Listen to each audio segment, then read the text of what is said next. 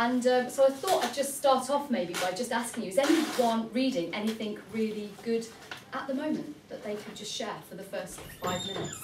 Anyone? Okay. Anyone reading anything good? Yeah. Well, the last book I read was Rebecca by Daphne du Maurier. Okay. And I really enjoyed it. That was like about 3 days ago I finished reading that. Great. And what have you ever? What kind of made you pick that book up? Well, because I was sitting on Amazon and I was looking at sort of like the books that I wanted to read, and Mara said, "Oh, why don't you try reading that one?" Okay. So she said it was really interesting because she read it when she was my age. So I picked up and put it down. It's intriguing, isn't it? Because of course the title of the book about Rebecca, and then she's sort of like this sort of spirit haunting this sort of poor girl, isn't it, in a kind of marriage, and then she's anonymous, isn't she, throughout it. So will you be reading any more sort of du Maurier, or? Yeah, I'm looking at that, and also I can't think of her name. I want to read Khaled Hosseini's Thousand Splendid Suns. Okay, yeah. That's something completely different. Yeah. But, I've been thinking about going back to that after we read Can't Run last year. Yeah, quite a few people did that for coursework, didn't they? As a sort of bit of a sort of read in parallel to the Kite Runner. That's really interesting. Yeah, thank you. Talk to Miss Lansbury. She loves Daphne du Maurier. It's her thing. So if anyone's going to recommend, it will be Miss Lansbury. Anyone else read anything good? Does anyone do any reading for English like outside? Put your hands up if you. I'm not going to be angry with you. Put your hands up if you do. Yeah, so I sort of try. those books over and over again. Okay, so you're rereading the set Yeah. text, and that's kind of part of it. Okay, does anyone sort of, what was the last thing they read that was any good? I read The Hunger Games. Okay, that's that new film coming out. They're really good, you should go see it, by the way. Oh, okay.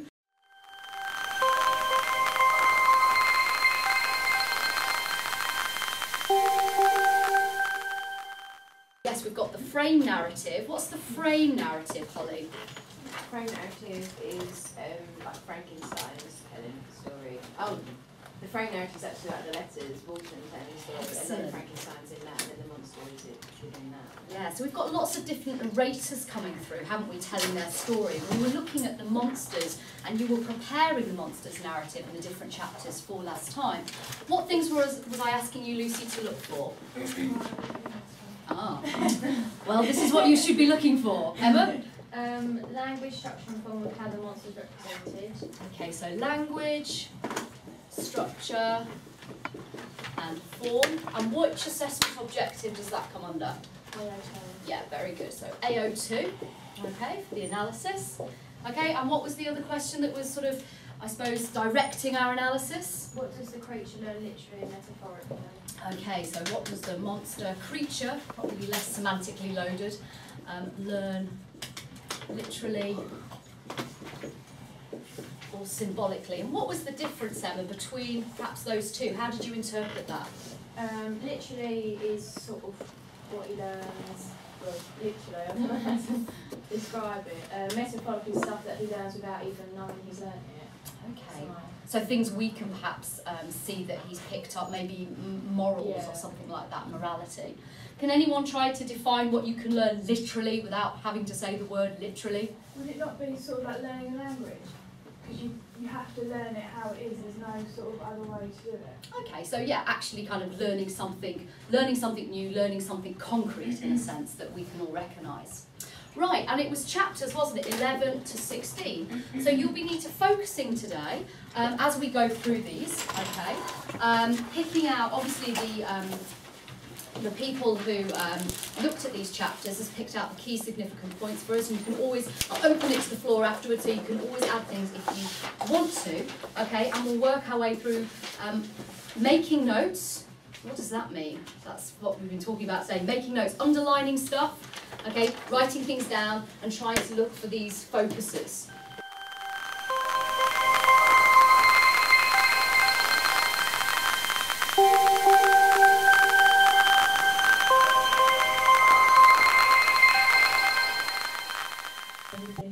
But most importantly, we see his sort of connection with the world.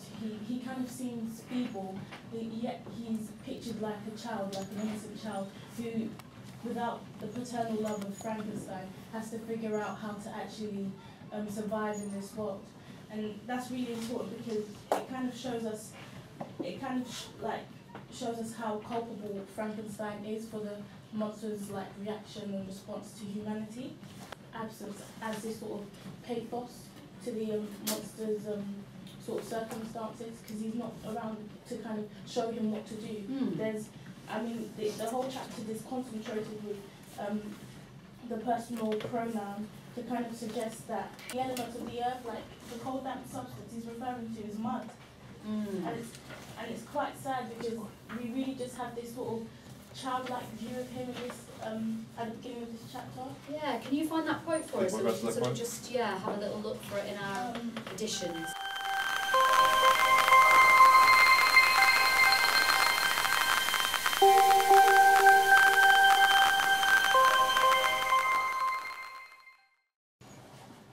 So it's interesting. So why have we got this symbol of femininity here?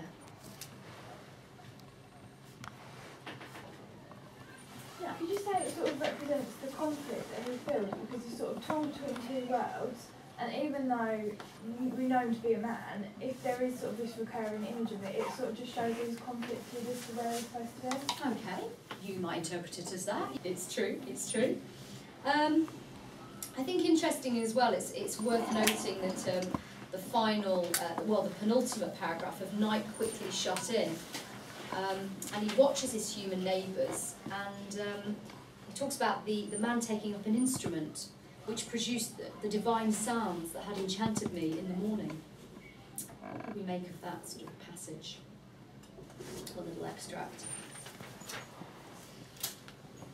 So we've got to think about why Shelley's decided to kind of write it in this way. Why is he sort of enchanted by the music? What might that suggest? Or The influence he is, because he's only just met these people, and already he thinks him as a good character.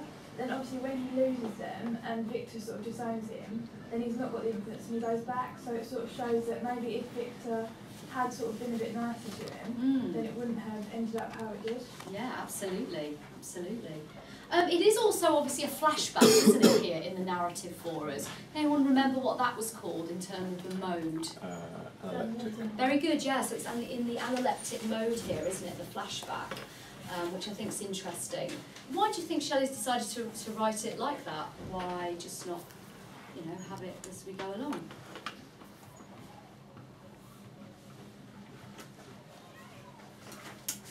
Any ideas?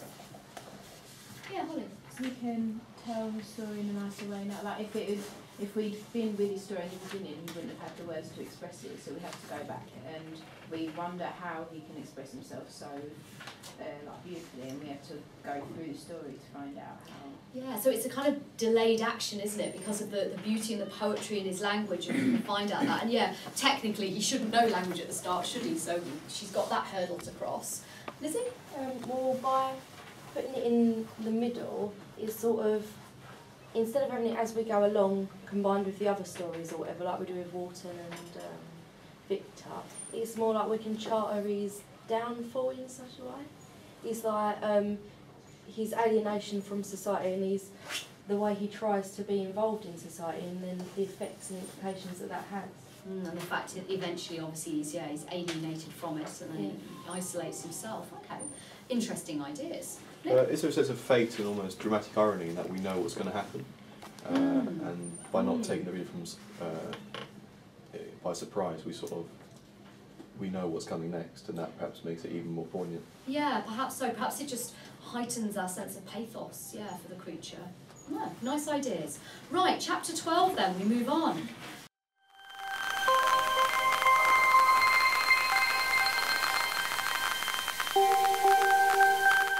Recognise, obviously a change in the weather,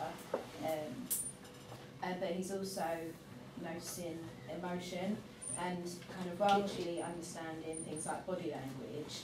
Metaphorically, that's kind of recognising the power of emotion, because he says, I observed the countenance of Felix was melancholy beyond expression. He sighed frequently, so he's noticing the way he's acting is controlling. He's emotionally can see deeper than just what he's doing. Very good. I think there's lots of things like that throughout. We've come to the end there. Well, some really good concentration there, trying to get through these chapters quickly. We'll finish off on Monday with chapter 16, and then we've got a couple more to go, and then really, I'll set you some work over Easter. We'll finish off over just a couple of weeks from Easter, and then it will be revision from there on in, and we'll cover the course, okay? But well done, some really good ideas there. Okay, that's it.